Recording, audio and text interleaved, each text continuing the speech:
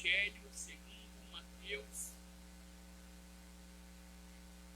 capítulo 3. Nós estamos aí hoje, o primeiro domingo do Advento.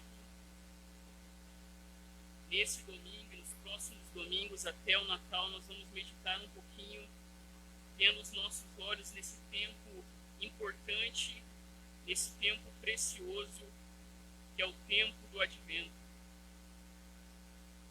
Mateus é o primeiro livro aí do Novo Testamento. Depois dos profetas, Mateus capítulo 3.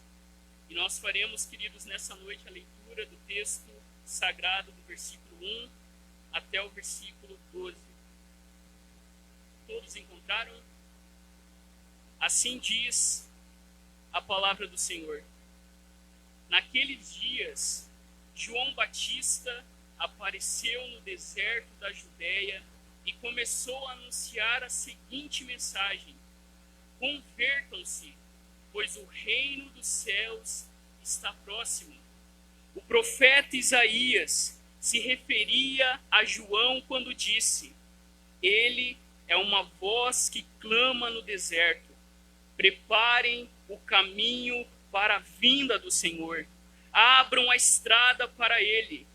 As roupas de João eram tecidas com pelos de camelo, e ele usava cinto de couro e alimentava-se de gafanhotos e mel silvestre. Gente de Jerusalém, de toda a Judéia e de todo o vale do Jordão ia até ele. Quando confessavam seus pecados, ele os batizava no Rio Jordão. Mas quando João viu que muitos fariseus e saduceus vinham ao lugar de batismo, ele os repreendeu abertamente. Raça de víboras, exclamou, quem os convenceu a fugir da ira que está por vir? Provem por suas ações que vocês se arrependeram. Não pensem que podem dizer uns aos outros: estamos a salvo, pois somos filhos de Abrão. Isso não significa nada, pois eu lhes digo que até destas pedras Deus pode fazer surgir filhos de Abraão. Agora mesmo o machado do julgamento está pronto para cortar as raízes das árvores. Toda árvore que não produz bons frutos será cortada e lançada ao fogo. Eu batizo com água aqueles que se arrependem. Depois de mim, porém, virá alguém mais poderoso que eu, alguém tão superior que nem as sandálias sou digno de carregar. Ele os batizará com o Espírito Santo e com fogo. Ele já tem na mão a pá, e com ela separará a palha do trigo, e limpará a área onde os cereais são debulhados. Juntará o trigo no celeiro, mas queimará a palha no fogo que nunca se apaga. Esta é a palavra do Senhor. Vamos em oração.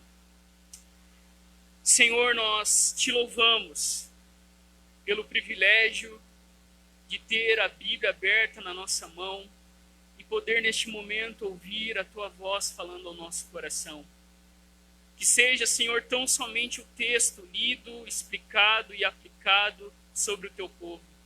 Que nessa noite nós venhamos realmente, Deus, considerar a importância de nos prepararmos, não só para o Natal, onde celebramos a tua primeira vinda, mas a urgência, a necessidade, a importância de considerar aquele que é tão superior a João, que ele não era digno nem sequer de ser escravo deste que viria.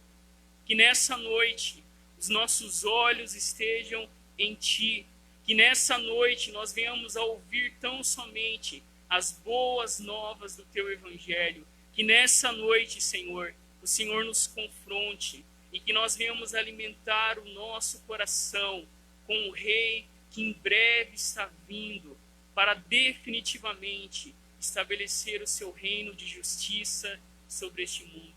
Que as palavras dos meus lábios e a meditação do meu coração sejam agradáveis na tua presença, Senhor, rocha minha e meu Redentor.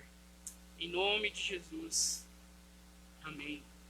Queridos, o tema do sermão dessa noite é enquanto o rei não chega, enquanto nós aguardamos o nosso rei. Nós estamos como igreja de Jesus começando um novo ciclo, o tempo do advento, o tempo em que nós nos preparamos para o Natal e sem dúvida hoje nós poderemos sair daqui e nos cumprimentar dizendo Feliz Ano Novo. Porque no calendário da igreja, no ano cristão, hoje se inicia um novo tempo, que começa com o advento, que começa com o tempo que nós nos preparamos para celebrar a vinda e a segunda vinda do nosso Redentor. Hoje nós começamos o nosso calendário como igreja de Jesus. Esse é um tempo de espera e de preparação para a vinda do Messias. Eu não sei se você sabe, mas nós estamos entrando no último mês do ano. E talvez você já está ali com a sua listinha, né? Perder 10 quilos, vou caminhar todo dia, vou economizar mais dinheiro, vou fazer isso. Talvez você olhe para a sua listinha e já está batendo desespero. Lembrando que muitas coisas eu e você não conseguimos cumprir. Mas quando nós pensamos, queridos, na nossa vida, a nossa vida, queridos, tudo que acontece exige um tempo de preparação. Todos os grandes eventos da nossa vida, e talvez alguns até pequenos, exigem esse tempo de preparação, exige esse tempo de espera, e da mesma maneira a vinda gloriosa do Rei exige um preparo daqueles que o aguardam. Por exemplo, aqueles que já tiveram a alegria do casamento, pense, por exemplo, no dia do seu casamento. Até aquele grande dia chegar, você passou por vários tempos de preparação, os convites, a decoração, os presentes, as madrinhas, os padrinhos, o dinheiro e a falta do dinheiro, não é assim? Que falta para pagar tanta coisa. Pense, queridos irmãos e irmãs, por exemplo, no nascimento do seu filho ou de um sobrinho. 9 meses nós ficamos ali aguardando e nos preparando, e o papai, a mamãe, os tios, né, correm atrás do enxoval, escolhem o nome, fazem o pré-natal. A mamãe tem os enjoos e alguns desejos bem peculiares, não é assim? Tem algumas mulheres aí, né, que desejam cada coisa. Pense, por exemplo, na faculdade ou no ano letivo. Aqueles que são mais novos aqui estão com saudade da escola, que eu sei, o ano inteiro sem aula, não é? Saudade da escola. Pense, queridos irmãos e irmãs, nós ficamos contando os dias para chegar ao fim do ano. É assim na nossa vida, nós nos preparamos para o dia que vai chegar, o dia da formatura. Nós ficamos ali contando os dias. Quando nós esperamos a resposta de alguma coisa, nós ficamos ali, queridos irmãos e irmãs, contando os dias e nos preparando. Talvez a gente não precise ir tão longe. Tem gente aqui contando os dias para o 13º, contando os dias para o pagamento, não é assim? Contando os dias para as férias, contando o dia para aquela viagem que você economizou um dinheiro e você vai passear na Enseada. É uma viagem tanto, não é?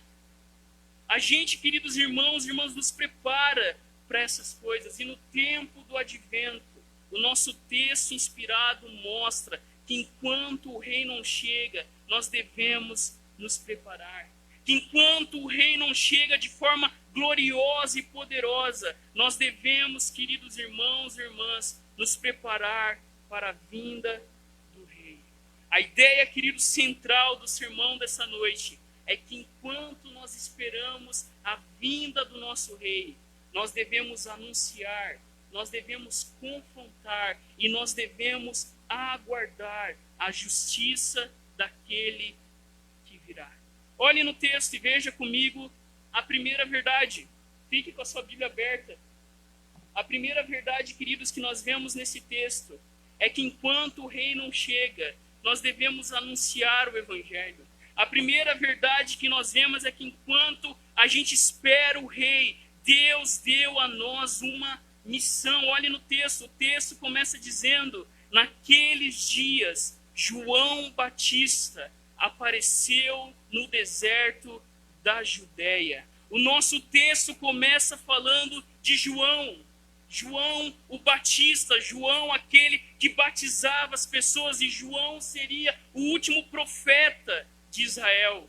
E assim, queridos irmãos, irmãs, como todo rei, antes de chegar, envia na sua frente um arauto, envia na sua frente um embaixador, uma pessoa que prepararia a sua chegada. João Batista é o arauto do rei Jesus. João Batista aparece preparando o povo para a chegada do rei.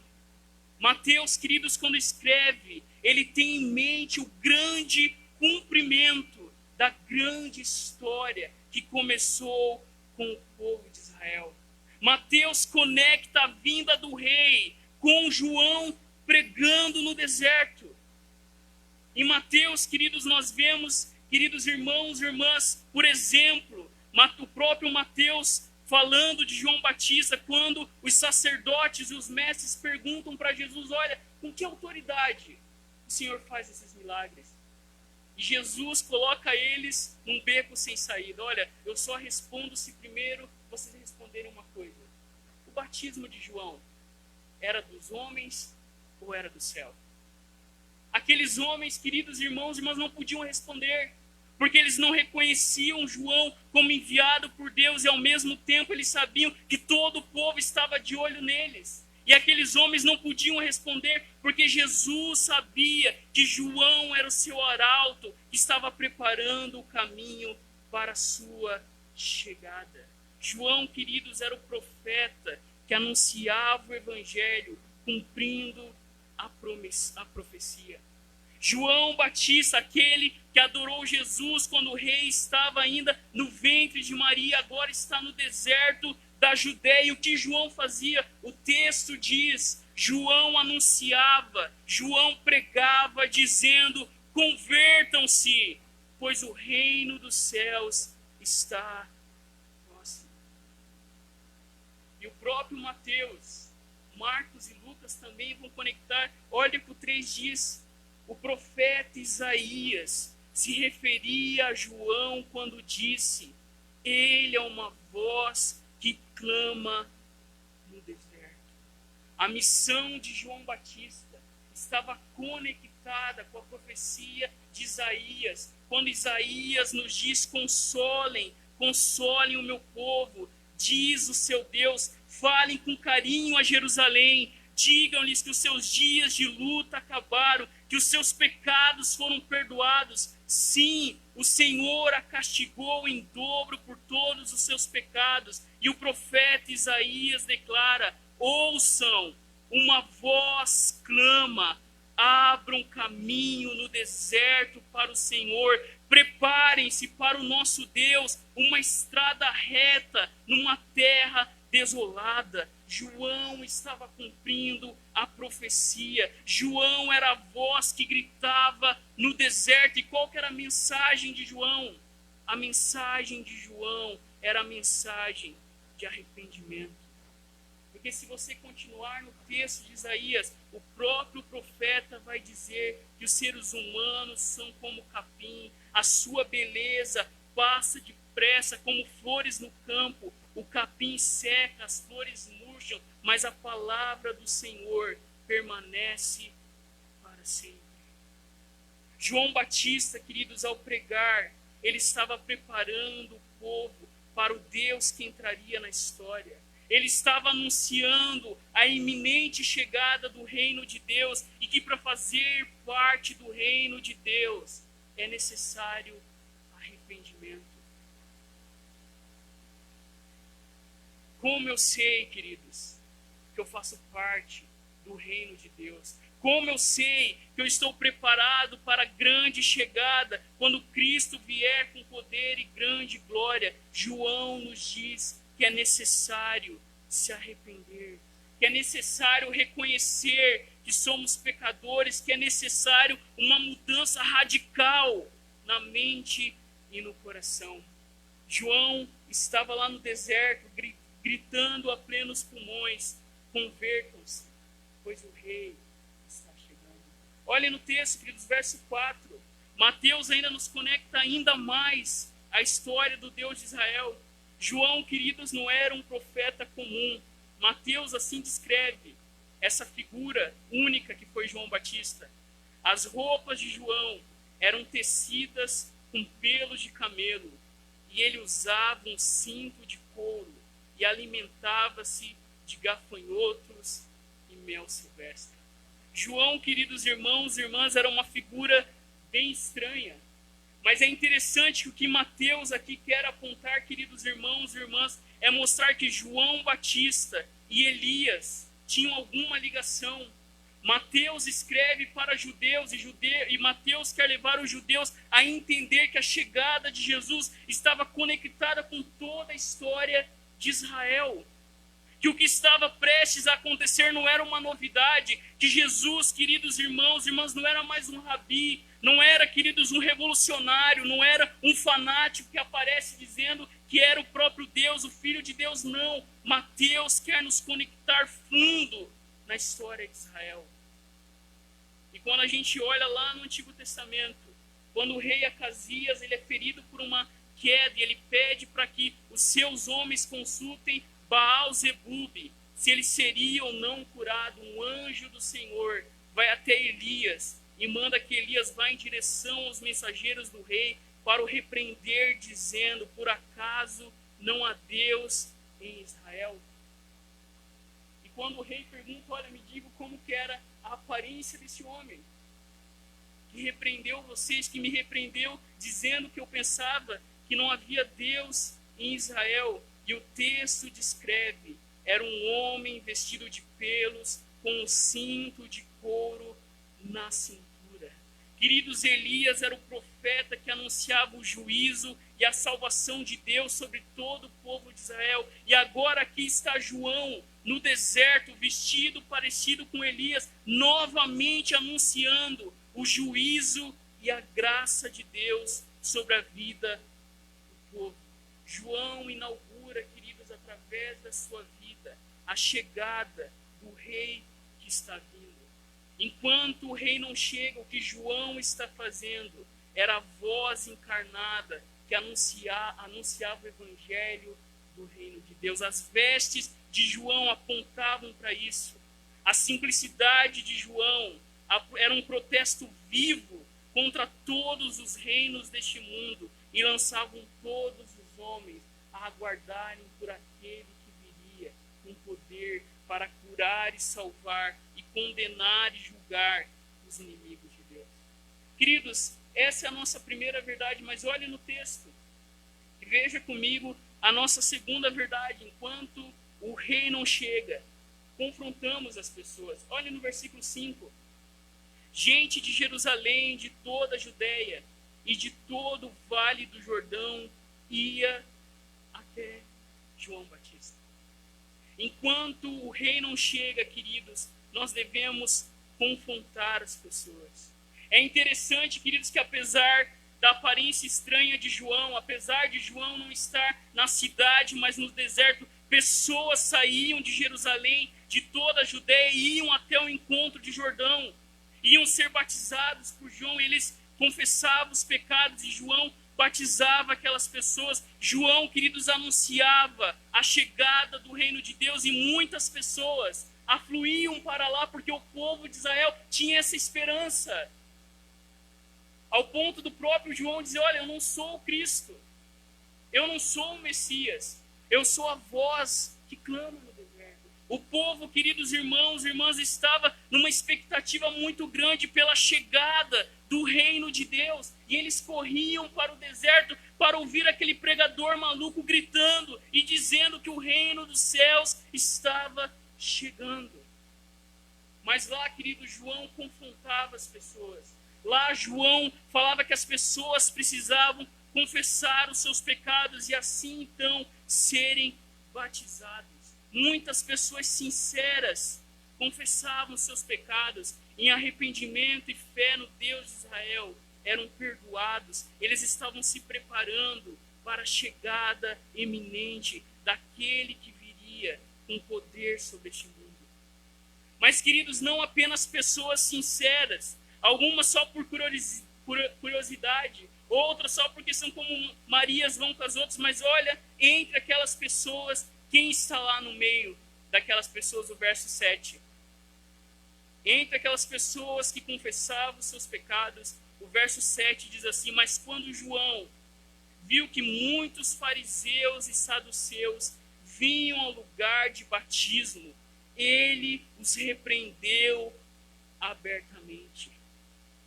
Querido, João, assim como os profetas do Antigo Testamento, não era politicamente correto. João, queridos irmãos e irmãs, não tinha papas na língua. Ele, como profeta, não usava meias palavras. E nós somos lembrados aqui de um texto escrito por Karl Barth, quando ele escreve o seguinte: o falso profeta é o pastor que agrada a todo mundo. O seu dever é dar testemunho de Deus, mas ele não vê a Deus e prefere não o ver, porque vê muitas outras coisas. João Batista não era um falso profeta. João Batista, o texto diz que abertamente confrontava as pessoas, e quando ele vê dois grupos, e quando a gente lê nos evangelhos, eles estão sempre ali, os fariseus e os saduceus. Eles sabiam, queridos irmãos e irmãs, que aquele movimento estava crescendo, e eles foram lá para ver o que estava acontecendo. Eles se aproximam de João, e talvez, queridos irmãos, para eles terem confiança do povo, eles reconhecem ali humildemente que também precisavam do batismo. Mas João Batista, que não era nada bobo, que vivia no deserto, que conhecia cobras no deserto. A gente nunca foi no deserto, não sei se alguém foi, né? Mas dizem que no deserto você olha assim, pensa que é um galho, você chega perto, é uma víbora, uma cobra. João sabia que os fariseus e saduceus eram como cobras. Por isso, queridos, que ele usa esse termo tão carinhoso, raça de víboras, filhos do diabo. É isso que João está dizendo para os fariseus e para os saduceus. E quando a gente olha na Escritura, queridos, quem eram esses homens? Quem eram, por exemplo, os fariseus? E os fariseus, queridos, eles eram um partido separatista. Eles não se misturavam com a gentalha. Publicanos, pagãos, pecadores e todos aqueles que não guardavam a lei impecavelmente eram pessoas indignas. Os fariseus, eu achei muito interessante quando eu vi um professor do seminário falando isso, eles são aqueles que ficam farejando. Quando você pensar em fariseu, lembra daqueles que ficam farejando. Eles eram aqueles, queridos, que ficavam ali à espreita. Qualquer erro, qualquer pecado, quando a pessoa pisa fora da linha, eles estavam prontos para apontar o dedo. Eles ficavam na espreita, olhando alguma coisa para pegar Jesus, para que eles pudessem matar o Senhor. Eles eram aqueles que ficavam farejando. Hoje eles são aqueles que são os legalistas. Aqueles que ficam, você não pode isso, você não pode aquilo. Uma listinha de regras. Eles eram aqueles que não se misturavam. Eles eram aqueles que estavam sempre farejando Jesus e farejando os seus discípulos. Olha, por que os seus discípulos não lavam a mão? Olha, por que os seus discípulos não guardam o sábado? Os fariseus, queridos irmãos e irmãs, para João, eram esses que estavam à espreita, tentando pegar Jesus. E os saduceus, queridos, não estavam tão longe. E quando você pensar em saduceus, eram aqueles que ficavam saudando Jesus. É aqueles que vinham com aquela conversinha mole. Eram os bajuladores. Olha, Jesus. Né? Eles não acreditavam na ressurreição. Tem até um episódio que diz, olha, uma mulher casou, o marido morreu, ela casou de novo. O marido morreu, ela casou de novo. O marido morreu na ressurreição. Com quem que eles vão casar? Quem que ela vai ser mulher? Tentando pegar Jesus para dizer que não havia ressurreição. Os saduceus, queridos irmãos e irmãs, era a elite sacerdotal. Eles eram aqueles que ficavam, queridos irmãos, com aquela conversinha bajuladora. Eles não acreditavam na ressurreição, nem na imortalidade da alma. E esses dois eram grupos em conflitos. Fariseus e saduceus não se davam bem. Eram grupos opostos, eram grupos que estavam sempre rivalizando, mas queridos, quando esses dois grupos têm um plano, a gente precisa matar esse homem. Esse homem já deu o que tinha que dar. Eles se juntam, movidos por inveja, movidos por orgulho, eles começam a arquitetar um plano para matar o Senhor, movidos por inveja, movidos pelo Deus que estava dizendo, o próprio Deus que estava perdoando pecados, o próprio Deus que eles estavam prontos para tirar a pedra na mulher adúltera, e Jesus está ali para perdoar aquela mulher e levar aquela mulher a ter uma nova vida. Esses homens se juntam para matar o Senhor.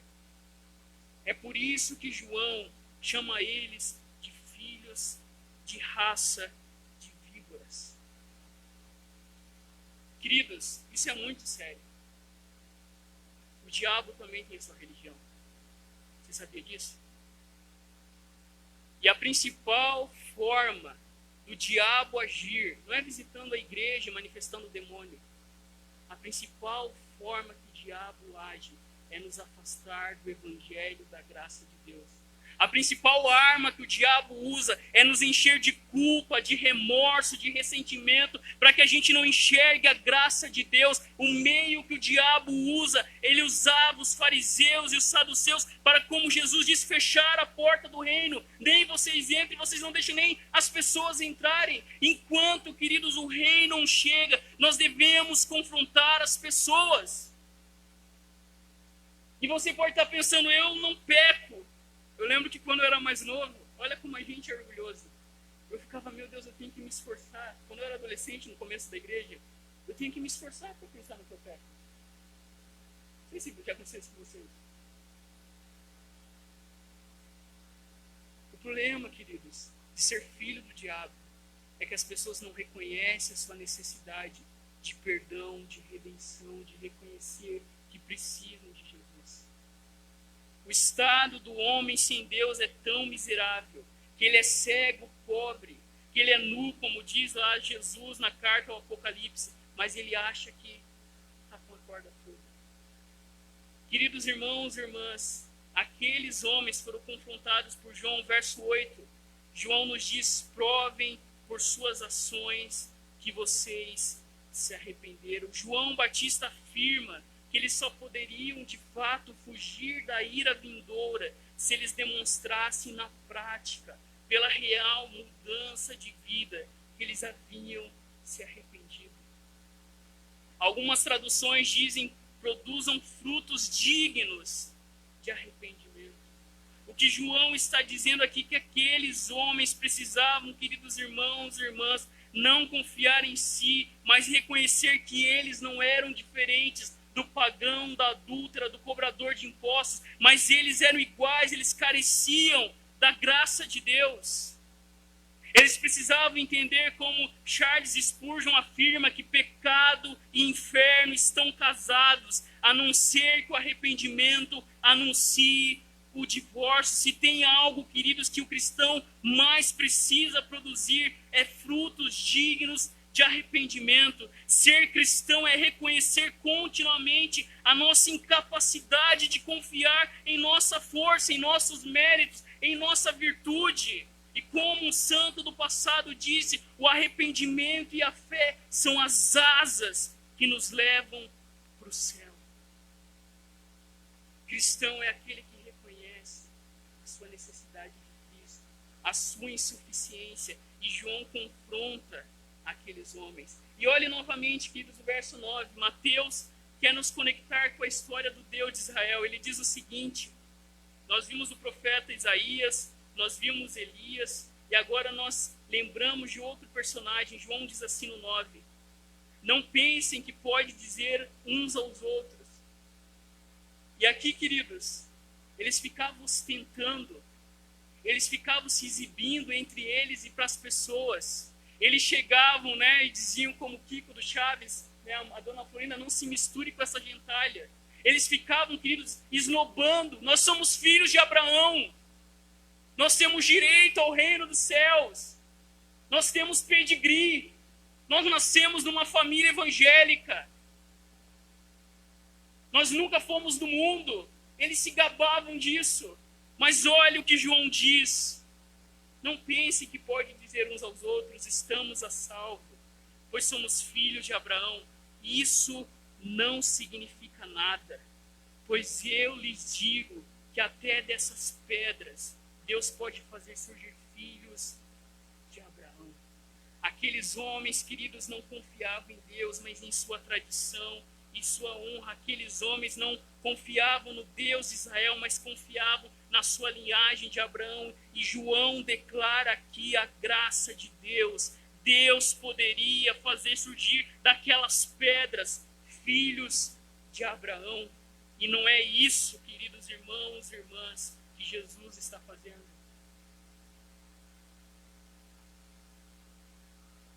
Não é isso que todos os povos da terra podem se alegrar. Porque embora não sejamos descendentes de Abraão por sangue, por genealogia, mas nós somos filhos de Abraão por causa do sangue de Jesus que foi derramado no madeiro. E quando nós estudamos Gálatas, nós vimos isso. Filho de Abraão é aquele que confia em Jesus e não em si mesmo. Filho de Abraão é aquele que deposita o seu coração em Deus.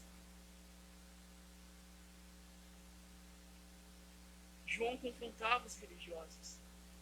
E Jesus, queridos, quando veio a este mundo, ele foi rejeitado. João diz, ele veio para os que eram seus, mas os seus não o receberam.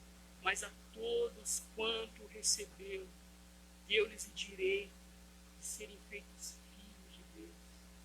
Jesus mesmo, queridos, mais para frente declara, o reino de Deus será tirado de vocês e será entregue a um povo que produza frutos dignos do reino. Queridos, o advento e o Natal é a história do Deus que confronta os homens e escancara as portas do seu reino para todos aqueles que sabem que não são dignos de estar nele.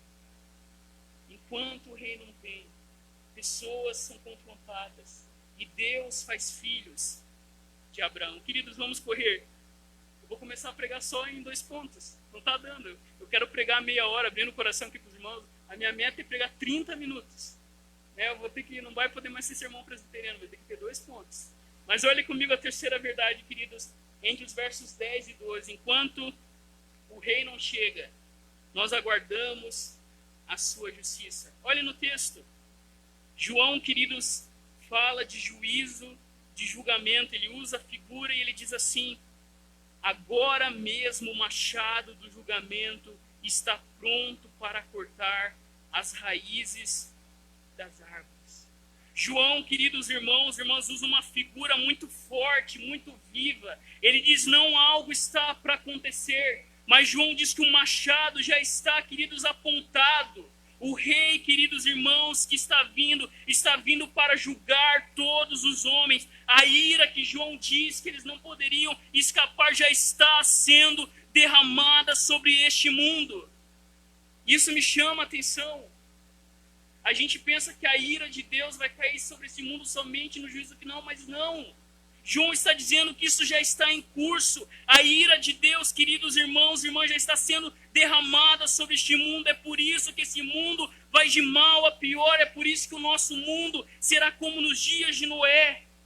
Deus entregando os homens. Não é isso que Paulo fala? Os homens que trocaram a verdade de Deus pela mentira, dizendo sábios, tornaram-se loucos. E Deus então entregou os homens. A pior coisa, queridos, a pior coisa que acontece a um ser humano é quando Deus olha para ela e diz que a tua vontade seja feita. A pior coisa que acontece é quando Deus olha para pecadores impenitentes, pecadores teimosos, e ele diz, você quer isso? Então toma.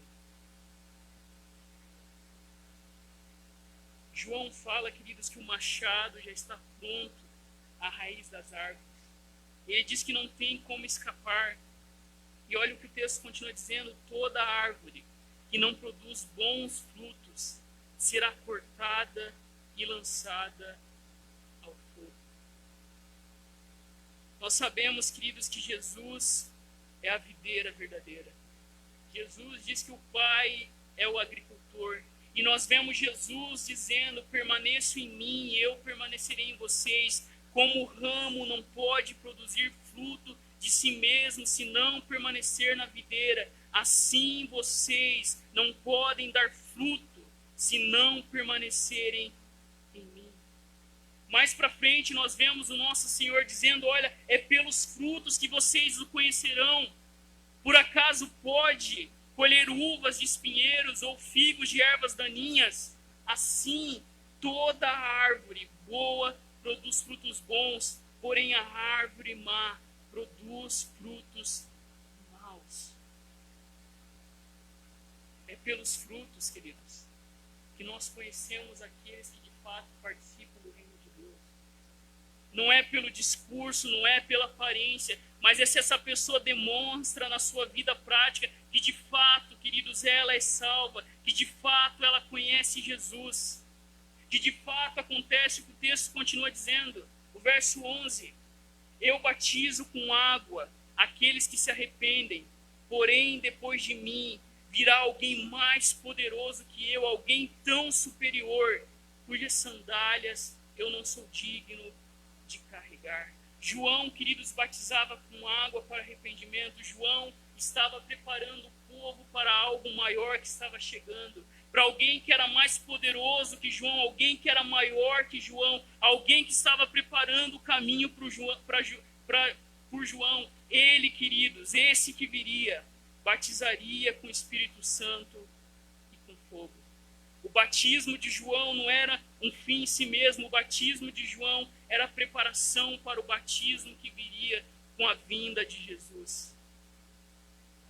E quando nós, queridos, continuamos olhando na história, nós vemos novamente a profecia do Deus de Israel se cumprindo. João sabia que aqueles dias prometidos por Joel, que nos últimos dias o Espírito seria derramado sobre toda a carne, estava chegando. E João sabia, queridos irmãos e irmãs, que ele deveria desaparecer para que somente esse grande rei, aquele que João estaria declarando mais para frente, eis aí o Cordeiro de Deus que tira o pecado do mundo. Ele é quem batiza com o Espírito Santo e com fogo. Jesus, queridos, é aquele que foi enviado pelo Pai e quando subiu aos céus enviou o seu Espírito Santo. João lia o Antigo Testamento, ele sabia da promessa do Espírito Santo. E agora aqui João está dizendo, queridos irmãos e irmãs, que quando esse rei viria, a sua justiça seria feita. E aqui no texto, queridos, a gente que é reformado tem um pouco de problema com esse termo, mas fogo aqui não é só inferno. Reformado falou de fogo na igreja, meu Deus. Não, querido. Quando João diz que Jesus batizaria com o Espírito Santo e com fogo, Jesus, quando vem com seu Espírito, aqueles que se arrependem são purificados, e aqueles que não confiam em Jesus são queimados. Não é isso que o texto diz? João descreve que o rei que está chegando já tem a pá em suas mãos, ele limpará a sua eira e recolherá o trigo no celeiro, porém queimará a palha num fogo que nunca se apaga. A ideia aqui, queridos irmãos e irmãs, é de limpeza. A ideia aqui é que quando o rei chegasse, ele mesmo separaria o trigo da palha. O trigo ele recolheria no celeiro, mas a palha seria queimada no fogo que nunca se apaga. É isso, queridos, que o Espírito Santo de Deus faz. A justiça de Deus acontece. O fogo que vem do Espírito Santo é ao mesmo tempo perigoso, mas ao mesmo tempo, queridos irmãos e irmãs, é purificador. Quando nós pensamos no advento e no reino de Deus, nós precisamos lembrar, queridos irmãos e irmãs, que quando Jesus vier, nós dizemos isso no nosso credo apostólico, ele virá para julgar os vivos e os mortos. Aqueles que receberam o Espírito Santo não têm o que temer, mas aqueles que rejeitaram o Espírito Santo têm muito a temer. Aqueles que aceitaram e receberam a oferta de perdão de Deus vão se alegrar para todo sempre, mas aqueles que João diz que é a palha que queimará num fogo que nunca se apaga, serão julgados porque preferiram viver do seu jeito. Porque escolheram rejeitar o Deus da graça e do amor, assim como aqueles religiosos. Jesus diz, isso é muito sério, querido, Jesus diz: eu não vim trazer paz à terra, eu não vim trazer paz, mas espada. Jesus divide as pessoas. Jesus, queridos irmãos e irmãs, quando vem para julgar, ele mostra, queridos irmãos e irmãs, que aquele que ama pai e mãe mais do que ele não é digno dele, que aquele que ama filho ou filha mais do que ele não é digno dele, que aquele que não toma sua cruz e não segue o caminho dele não é digno dele, que aquele que achar a sua vida vai perder, mas aquele que perder a sua vida por amor de Jesus, no dia que ele vier com poder e grande glória, vai encontrar a sua vida. Enquanto o rei não chega, queridos, nós aguardamos a justiça do Deus, que já fez a justiça em Jesus, mas que fará a justiça, podemos dizer até infernal, para aqueles que continuaram dizendo: eu quero as coisas do meu jeito. Queridos irmãos, 3 aplicações rapidamente para a nossa vida. A primeira, queridos, é qual mensagem que carregamos. Qual que é a mensagem que a igreja de Jesus carrega, ainda mais nesse tempo politicamente correto, ainda mais nesse tempo que as pessoas são tão sensíveis, né? João, queridos irmãos e irmãs, ele estava gritando: convertam-se. Jesus falou: se vocês não se arrependerem, vocês vão perecer. Como que nós nos preparamos para o advento? É com arrependimento. É por arrependimento, nós devemos nos arrepender. O arrependimento, queridos, é necessário. O arrependimento é para todos. O arrependimento é a mensagem de Jesus para mim e para você. Jesus, quando começa o seu ministério, não começa dizendo: eu amo vocês, mas ele começa dizendo: arrependam-se dos seus pecados. Saibam que vocês têm uma dívida eterna com Deus Santo, mas que eu estou aqui para pagar essa dívida com a minha morte. E todos aqueles que se arrependem com fé são salvos. Uma segunda aplicação, queridos: como eu sei que eu tenho me arrependido? Como que eu sei que de fato eu já faço parte do reino de Deus? E nós somos lembrados por Paulo na carta à igreja da Galácia: mas o fruto do Espírito é amor, alegria, paz, longanimidade, benignidade, bondade, fidelidade, mansidão, domínio próprio. Os que estão em Cristo crucificaram a carne com suas paixões e desejos. Eu crucifico a minha carne, a minha vontade, e eu digo a Deus: não a minha vontade, mas a tua. A minha vontade é descer no pescoço e deixar assim, não é? A minha vontade é, mas não a minha vontade, a tua vontade, Senhor. A nossa vontade é fazer justiça com as próprias mãos, mas o chamado de Deus para mim e para você é que a gente mostre pelos frutos que de fato nós pertencemos a Jesus, que nós devemos, queridos irmãos e irmãs, nos arrepender constantemente, porque o pecado é como uma camisa de força. Por que a gente não abre mão de confissão de pecados no culto? Por que a gente precisa se confessar sempre? Porque senão o pecado é como uma camisa de força. Um pecado atrás do outro, um pecado atrás do outro. Ou como uma teia de aranha tão fininha, mas ela vai envolvendo ali a sua vítima, e quando ela tenta sair, já é tarde demais. Terceira e última aplicação, queridos: a mensagem do advento do Natal é que Deus fará justiça. Para nós isso é alegria, porque eu tenho certeza aqui que você já foi injustiçado. Eu tenho certeza aqui que você já foi zombado. Pessoas que pecaram contra você. Deus fará justiça. Deus fará justiça sobre nações que assinam leis, que promovem o aborto. Leis, queridos irmãos e irmãs, que querem reconfigurar a família. Leis que querem amordaçar os pais. Leis que dizem que os nossos filhos pertencem ao Estado. Leis que querem tomar o lugar de Deus. Homens que roubam dinheiro, tantos políticos aí roubando dinheiro nesse tempo de pandemia, Deus fará justiça. Deus fará justiça.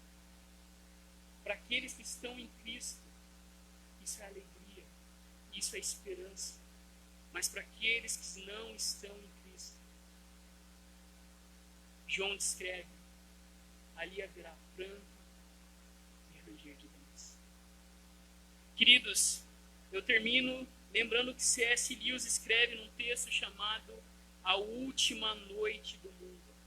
Ele diz que a doutrina da segunda vinda existe para que a gente perceba que cada momento de cada ano em nossa vida, a pergunta que fica é: e se a presente fosse a última noite do mundo?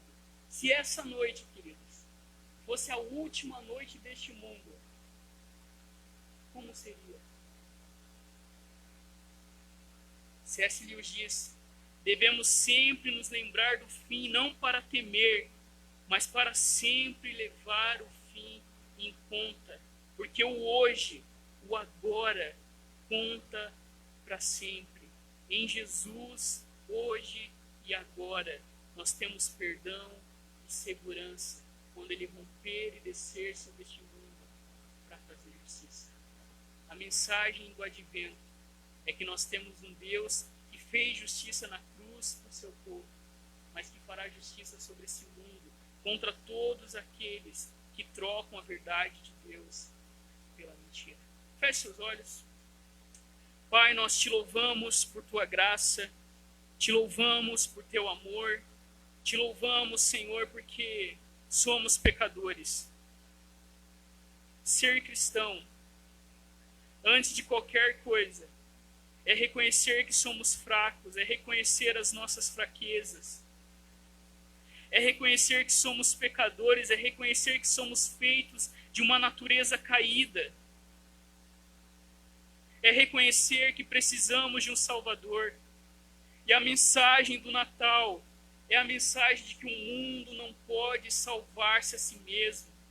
A mensagem do Senhor é que nós precisamos de conversão, nós precisamos reconhecer que somos pecadores, nós precisamos do Senhor dizendo a nós: pare de brincar na lama e deixar tantos prazeres maiores que eu tenho a oferecer. Pare de estragar a minha criação, de tentar entender as boas coisas que eu fiz do jeito de vocês. Não. O chamado do Senhor é que a gente venha desfrutar de cada coisa conforme o Senhor criou para ser desfrutada. A nossa família, os nossos relacionamentos, a nossa sexualidade, a política, a vida pública, o nosso trabalho, o nosso dinheiro, as nossas horas de lazer, os nossos hobbies, tudo isso, Senhor, nós sabemos, foi feito para nossa alegria e foi feito para a tua glória. Nos ensina, Senhor, a reconhecer que sem o Senhor a nossa vida é um caos. Confronta-nos, Senhor. Eu preciso ser confrontado na minha falta de fé como pastor dessa igreja, no desespero que às vezes toma o meu coração, no medo e no diabo que tenta acusar. Tem misericórdia, Senhor. Coloca o nosso coração em Ti, coloque a nossa confiança em Jesus, dobra os nossos joelhos, porque de fato somos fracos, somos pecadores, carecemos de Ti. E que Teu povo, Senhor, seja alimentado pela justiça que vem no Senhor. Que o Teu povo que está aqui ouça o Senhor dizendo: minha é a vingança, eu retribuirei. Que a nossa vida esteja em Ti, porque nós sabemos, Senhor, que o Senhor abriu mão da Sua glória. O Senhor se humilhou como homem. O Senhor se esvaziou. Nós já estamos no estado de esvaziamento por natureza. E o nome de Jesus é o nome dado acima de todo nome. É nesse nome que nós esperamos. É a nossa oração, Jesus, em Teu nome. Amém. Amém.